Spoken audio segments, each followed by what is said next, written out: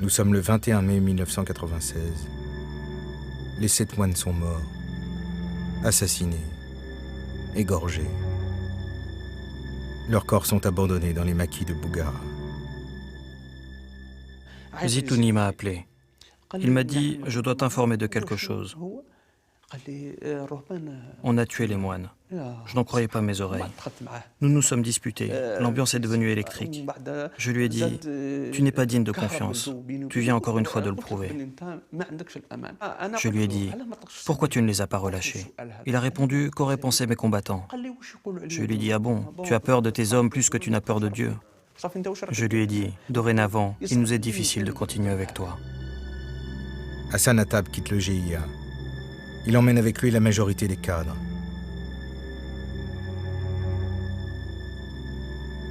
Jamel Zitouni se retrouve isolé. Pour se justifier, il publie le communiqué 44. Il rappelle la lettre à Jacques Chirac, la visite d'un émissaire à l'ambassade de France et la lettre du colonel Clément proposant de maintenir le contact avant de finir par une sentence. Le président français et le ministère des Affaires étrangères ont déclaré qu'ils ne dialogueraient pas et ne négocieraient pas avec le groupe islamique armé. Ils ont tranché en stoppant ce qu'ils avaient entrepris. Nous avons alors tranché la gorge de tous les moines, conformément à notre engagement. Louange à Dieu, et ceci a eu lieu ce matin. Entre le moment où ils ont été tués et le moment où ils ont été enterrés, il s'est passé tout au plus une journée. Comme le ratissage ne s'arrêtait pas et que les hélicoptères tournaient sans cesse, quelqu'un a conseillé à Zitouni de les jeter sur la route pour que tout s'arrête, pour que l'armée cesse de les rechercher. Quand Zitouni a pris la décision de s'en débarrasser, il n'était pas facile de prendre les cadavres en entier. C'était trop lourd. Alors ils ont coupé les têtes, c'était plus léger à balancer. Ils les ont décapités et ils ont réenterré leurs corps dans la montagne de Bouguera. Quand je suis arrivé, ça puait, une odeur insupportable, comme celle d'un sanglier en décomposition. J'ai mis le sac dans la voiture, mais c'était impossible de conduire. J'étais obligé de sortir la tête par la vitre pour respirer. Je suis allé au lieu-dit Abou Sraïl, j'ai demandé l'émir parce que lui savait où il devait déposer les têtes à Médéa. Ils étaient encore reconnaissables. Leur visage n'était pas encore décomposé.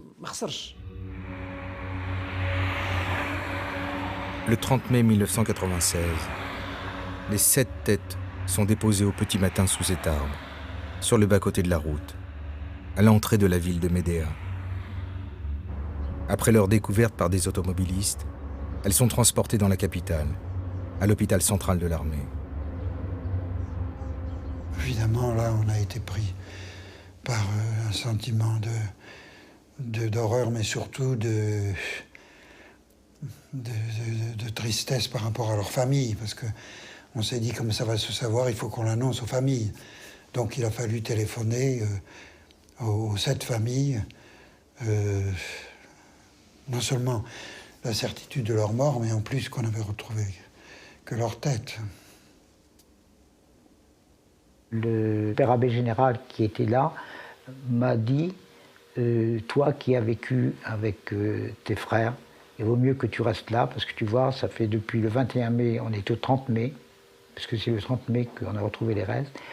Il vaudrait mieux que tu gardes dans ta mémoire, dans ton souvenir, le visage de tes frères tel que tu les as connus. Moi, je suis resté, puis donc ils sont allés. Ben, la reconnaissance des corps, et ils étaient très reconnaissables. Sur chaque cercueil, on a pu mettre un nom, et on a mis la photo de chacun de nos frères.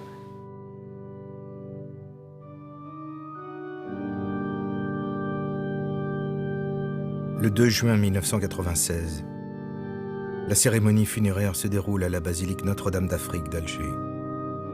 Monseigneur Tessier célèbre à la fois le martyre des 7 moines de Tibérine et la mémoire du cardinal Léon Étienne Duval, décédé le jour de la découverte des têtes de Christophe, Luc, Célestin, Bruno, Michel, Paul et Christian.